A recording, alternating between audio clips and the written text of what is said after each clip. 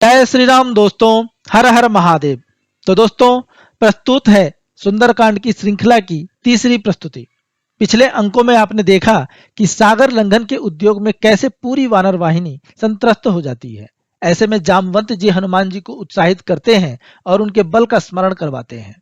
फिर जब बजरंग बली को अपने बल का स्मरण होता है, तब वे भगवान श्री राम का जय जयकार करते हुए उठ खड़े होते हैं और समुद्र लंघन के लिए प्रस्तुत होते हैं। तो यह तो थी पिछले अंक की कहानी। आगे अब हम देखते हैं आगे क्या होता है। गिरी मौर ज्यों नत हुआ, किए सबन ही पर नाम। गिरी मौर ज्यों नत हुआ, किए सबन ही पर नाम। उछले कपि नभ हृदय गहन, जय जय सीताराम। तो जैसे स्वयं पर्वत शिखर झुका हो, वैसे ही पवन पुत्र हनुमान ने झुककर सबको प्रणाम किया और वे उस नीले आसमान की गहरी छाती में छलांग लगा गए। कूदे कपीस दिग्गज थर्राए, ढहे गिरी बादल चकराए। चले पवन सुत नभ मह ऐसे, चले दामिनी घन महु जैसे। वेग प्रखर सुपर्ण न पावे, सिंधु हृदय खर भंवर मचावे। ऐसे चले वीर हनुमाना, जैसे रघुनायक के वाणा। देख तेज बल हरिकुल बंका, हुए सकल सुर मुनि असंका। सुरगण सकल करहि जयकारा, जय जय जय जय पवन कुमारा। तो हनुमान जी के कूदने से जैसे दसों दिशाओं के दिग्गज थर्रा उठे, पर्वत ढह गए और बादल छितरा गए। उनका वेग ऐसा था मानो बादलों के बीच से बिजली कौंध गई हो। उनके वेग की तुलना गरुड़ भी नहीं कर सकते। और उनके उस महासागर के ऊपर उड़ने के कारण उस महासागर में भी भंवर उठ रहे हैं। हनुमान जी की गति और भगवान श्री राम के बाणों की गति बराबर ही है। उनके ऐसे तेज को और ऐसे बल को देखकर समस्त देवता और ऋषि प्रसन्न हो गए, भय से मुक्त हो गए।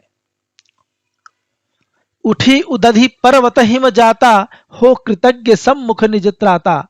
उठी उदधि पर्वत हिम जाता, हो कृतज्ञ सम्मुख निज त्राता। मान रखे तिन्ह छू कर माथा, तुष्ट किए सुरसा अहिमाता। आगे बढ़े सिंधु मझधारा, तहां सिंह का प्राण उजाड़ा। तभी उस महासागर से एक महान पर्वत ऊपर की ओर उठकर आ गया। ये हिमालय के पुत्र मैनाक थे।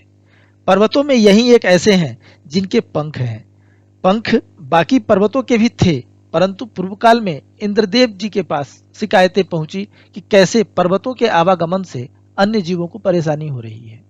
तब इंद्रदेव ने सभी पर्वतों के पंख वज्र द्वारा काट गिराए। जब मैनाक की बारी आई, तब पवन देव ने सच्ची मित्रता निभाते हुए उन्हें समुद्र में धक्का देकर गिरा दिया। तब से वे वहीं छुपे हुए थे। अब जब उन्होंने सुना कि बजरंगबली जो उन्हीं वायुदेव के पुत्र हैं, तो वे कृतज्ञतावश समुद्र से बाहर निकल आए। लेकिन बजरंगबली ने कहा कि अभी आराम का प्रश्न ही कहाँ है, जब तक प्रभु श्री राम का कार्य संपन्न नहीं हो जाता। और यह कहते हुए उन्होंने शिष्टाचारवश उनके शिखरों का स्पर्श किया और वे आगे बढ़ गए। फिर आगे जाकर उनका सामना नागों की माता सुरसा से हुआ, जिनको बुद्धि बल से चकमा देकर हनुमान जी आगे बढ़ गए। मार्ग में उन्हें एक सिंहिका नाम की राक्षसी भी मिली, जो छाया ग्राही थी और वह उस समुद्र के ऊपर से जाने वाले नभचरों को उनके छाया के माध्यम से पकड़कर खींच लेती थी। तो हनुमान जी ने उसका भी काम तमाम कर दिया। उतरे कपि सिंधु के पारा, देखे कपि लंक विस्तारा। कनक कोटि जगमग सी लंका, सिया हरण जह लगी कलंका। पैठ नगर कपि निपट असंका, ताड़न किए राक्षसी लंका। तो इस तरह बजरंगबली महासागर के पार उतर गए। वहां से उन्होंने उस विशाल लंका का विस्तार देखा। वह लंका जो सोने की बनी थी और जगमगा रही थी, वह लंका जो माता सीता का हरण करने के कारण आज कलंकित थी। उस लंका में हनुमान जी ने निःशंक होकर बिना किसी डर के प्रवेश किया और वहां लंका के पहरेदार लंकनी नामक राक्षसी को भी सबक सिखाया।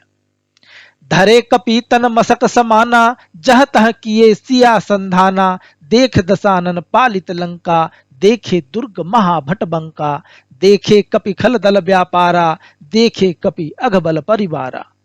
वैभव लखतः भांति भांति का, पहुँचे कपि अशोक वाटिका। देखे तब कपीस तह सीता, मृदुल मनोहर परम पुनीता। तरु शाखा मह रहे अगोचर, देखे मूरति मातु मनोहर।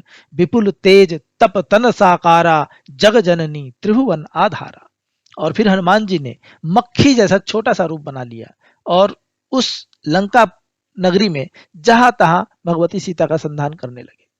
इस संधान के बहाने हनुमान जी ने पूरे लंका की रेकी कर डाली।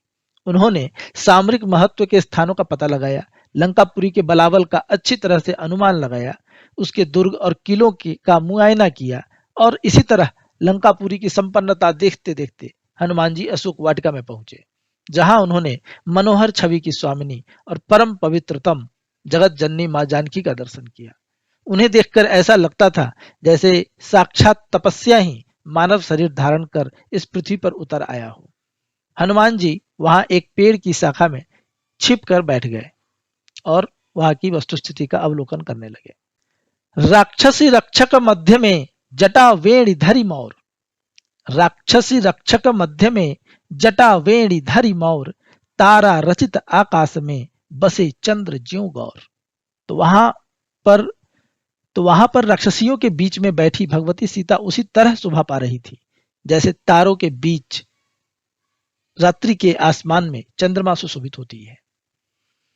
अब इसके बाद एक छंद है के कसी कपूत अपूत किंकर कलुष अघमल कर कसा, के कसी कपूत अपूत किंकर कलुष अघमल कर कसा, ज्यों कर्द घेरे कमलनी करती कलह निज दुर्दशा।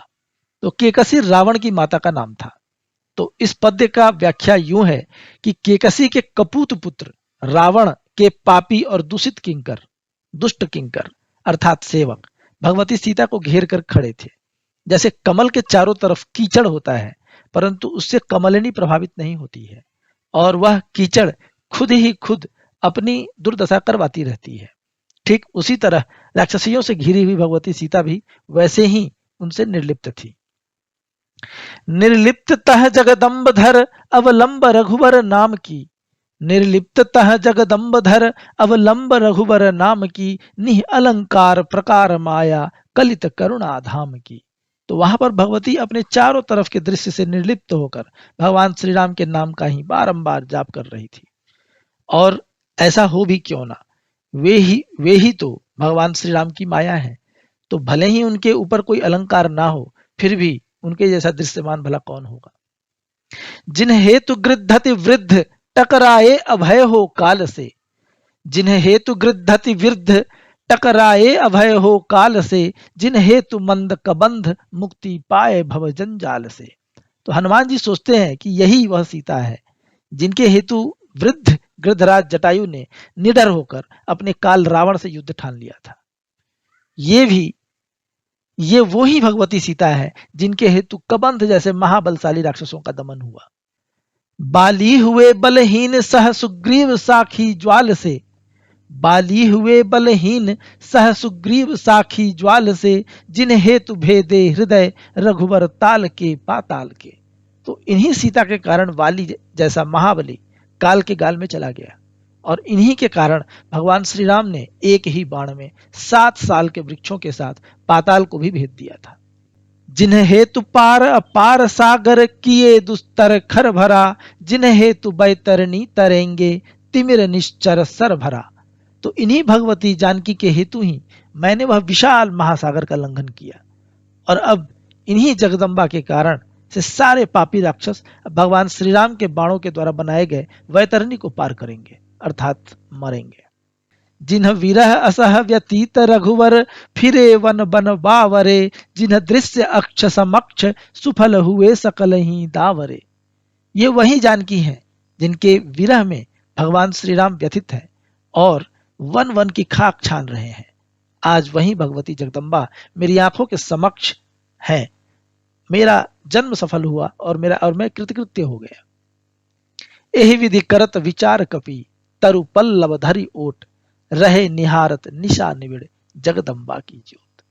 तो इसी प्रकार से हनुमान जी भगवती सीता के बारे में विचार करते हुए वहां पर उसी वृक्ष के ओट में वो खड़े रहे, बैठे रहे और उस अंधकार में भगवती सीता का जो ज्योतिपूर्ण रूप था वह उसका अवलोकन करते रहे। तो दोस्तों, सुंदरकांड श्रृंखला की यह तीसरी कविता यहीं पर संपन्न होती है। अगले अंक में मैं भगवती सीता और रावण का जो संवाद है उसे प्रस्तुत करूंगा। तो दोस्तों, आपको यह कविता कैसी लगी कृपया अपने विचार कमेंट्स के माध्यम से बताएं। लाइक करें, शेयर करें और कृपया